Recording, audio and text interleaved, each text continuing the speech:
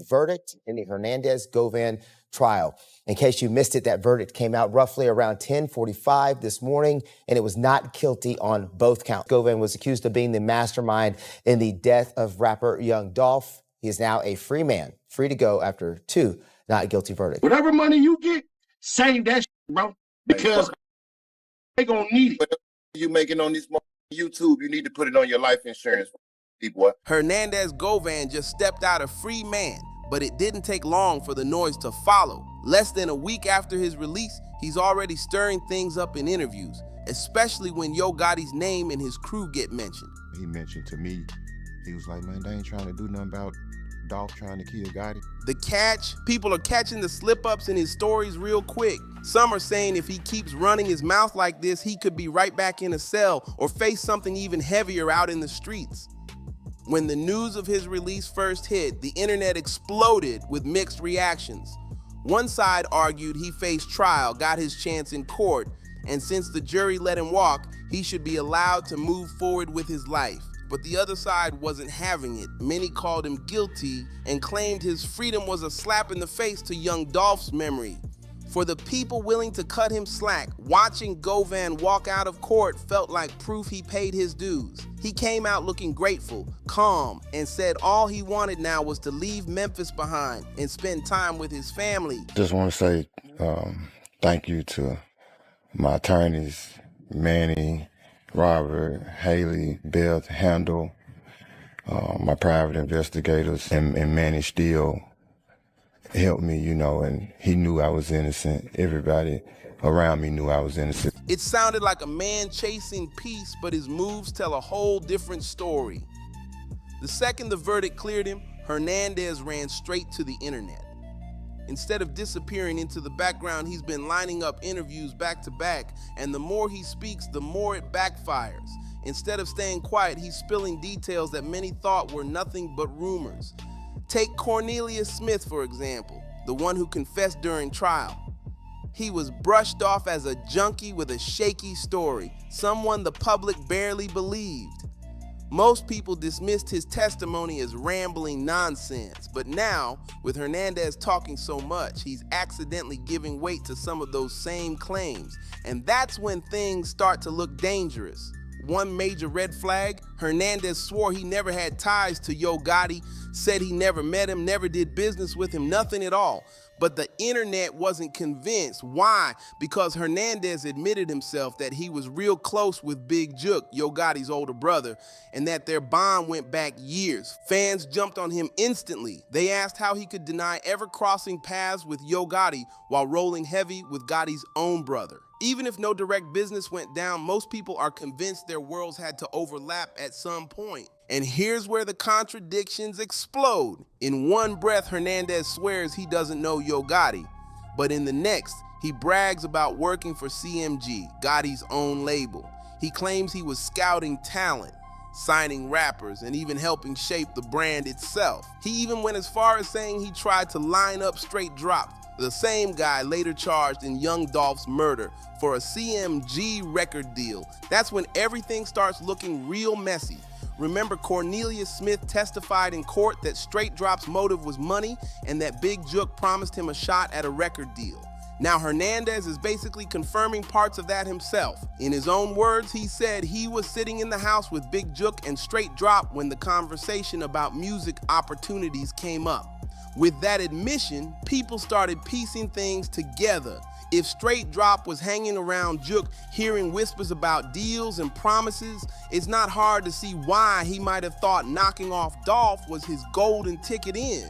The theory floating online is simple. Straight Drop believed that if he handled Jook's biggest problem, Dolph, he'd prove his loyalty and lock in that CMG deal. In his mind, pulling off that move could shoot him into the industry and maybe even stardom. But instead of rising up, everything crumbled. Now he's looking at the rest of his life locked away with nothing to show for it but regret. And Hernandez didn't stop running his mouth there. He dropped even more wild claims. He said Cornelius Smith also pulled up to the house that same day. According to Hernandez, he figured Cornelius was just sliding through for drugs like usual. He even said he told him to leave because he was busy trying to lock in Straight Drop's deal. But then came the curveball. Hernandez claimed Cornelius turned and asked, "They ain't trying to do nothing about Dolph, trying to kill Gotti?" That's when the internet exploded. Hernandez said it was the first time he ever heard anything like that.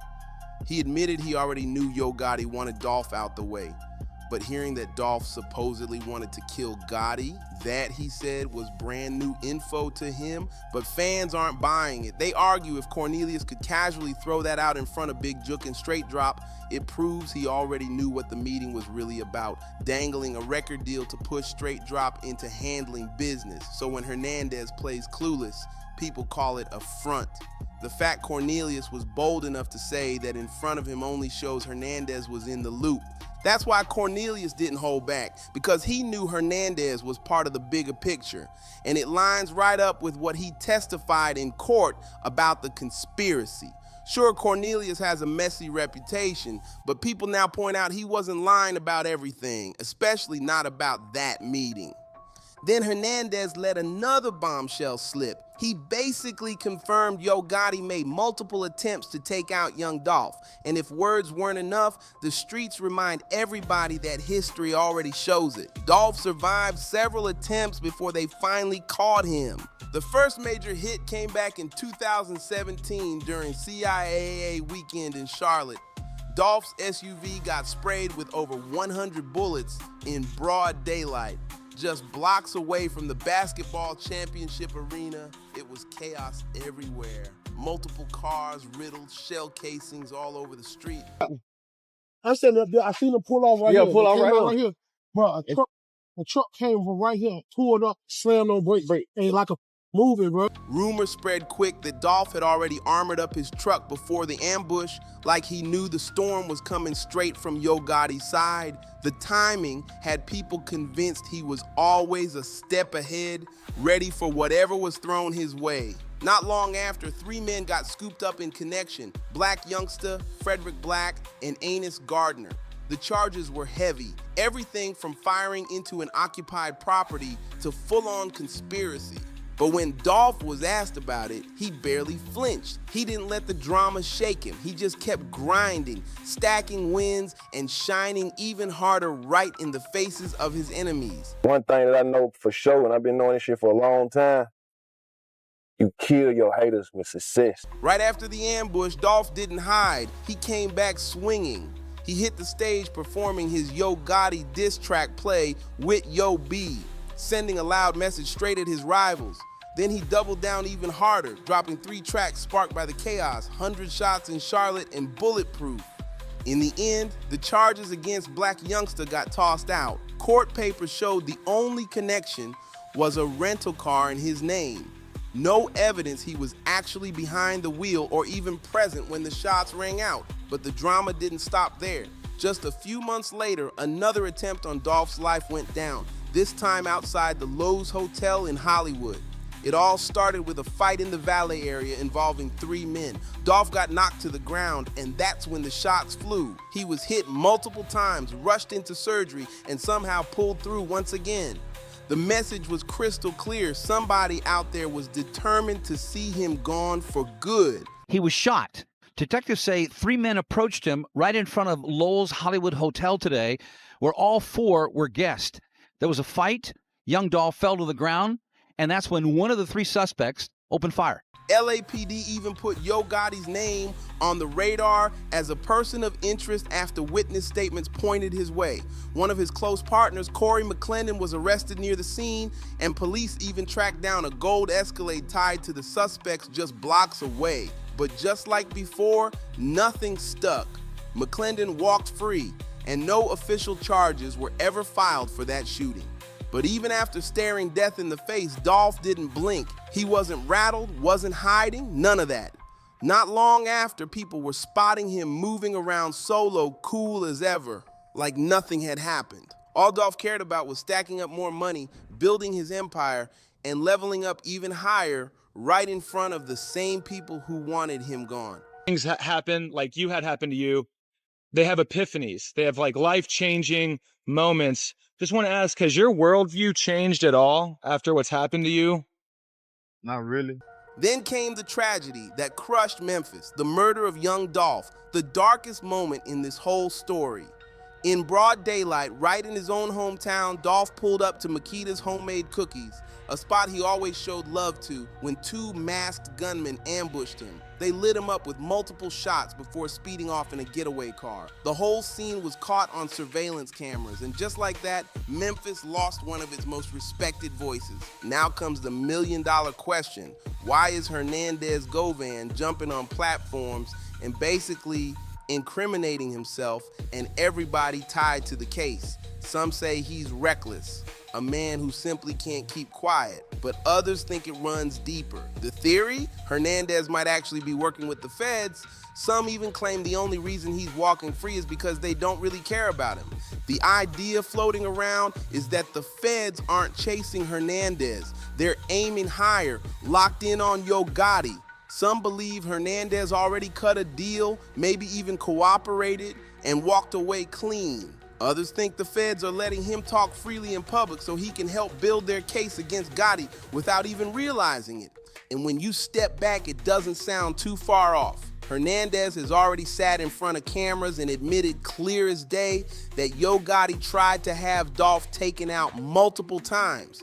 Combine that with the long trail of failed hits on Dolph before his murder, and it's like Hernandez connected all the dots out loud for the world to hear. That's why people say Gotti's been moving different ever since Dolph's death. Quiet, calculated, careful. No more reckless behavior, no spotlight chasing, because he knows every single eye is locked on him now. And if all that wasn't enough to keep the rumors spinning, fans started pointing fingers at Black Youngster. Out of nowhere, he went viral after scrubbing CMG from his bio and declaring he was independent. Then he dropped a string of cryptic posts that felt like thinly veiled shots at Young Gotti himself.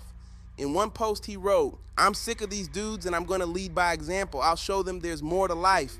I blame the fake OGs, the fake big homies, the fake big brothers, the fake CEOs, the fake teachers, the fake people who never tell you right from wrong. But I get it, it's hard to take advice from a fake person. I was once like you. I'm not afraid to admit it." He followed it up with short but sharp words, "I'm cool on that." But Youngster didn't stop there. He kept firing off more cryptic messages. He wrote about fake love and loyalty from people he once trusted, saying he was fine standing alone and done making things look good for others. He added, "We either cool or we not. Either way, I'm cool. I'm not like your favorite rapper. Allegedly, I live what I rap. Whole time, dudes just sound good on songs. If I'm lying, God can take my soul in the next 5 minutes. No cap." He even admitted he had to cut off people he once thought were solid. And that shook people because everyone knows Youngster wasn't just part of the Dolph versus CMG feud. He was front and center. He was the loudest voice in that war. So for him to suddenly distance himself now, that's got the internet buzzing nonstop. Where you at, dog? See the level back? You see me? Dolph at, cuz. Where you at, dog? Where you at? Where you at? We in Castain right now. We just left the store. Where you at right now, dog? Even after Dolph's death, Black Youngster doubled down on the disrespect. He shot a whole music video for one of his Dolph diss tracks inside a graveyard, standing in front of a tombstone with Thornton engraved on it, Dolph's real last name. The move caused outrage everywhere. People couldn't believe he'd go that far, especially so soon after Dolph's murder. But Youngster clearly didn't care. He clapped back on Instagram, writing, "I'm the type who never looked for sympathy. I come from the heart of South Memphis, where you don't get that. Don't even know what it is. With that being said, I could give 2 Fs what the world thinks about me." Now fans are side-eyeing everything. If even Youngster is slowly stepping back, maybe it's because he knows something.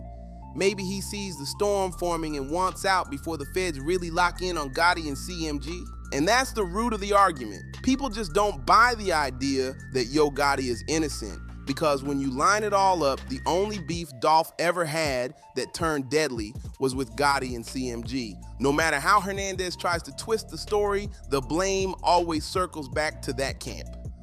And speaking of Hernandez, plenty of people say his guilt was showing long before he sat down with Vlad TV or any other platform. He had already gone viral after clashing with blogger Seti Nash, who's been following Dolph's case closely. Nash made it clear he never believed Govan or the other suspects were innocent.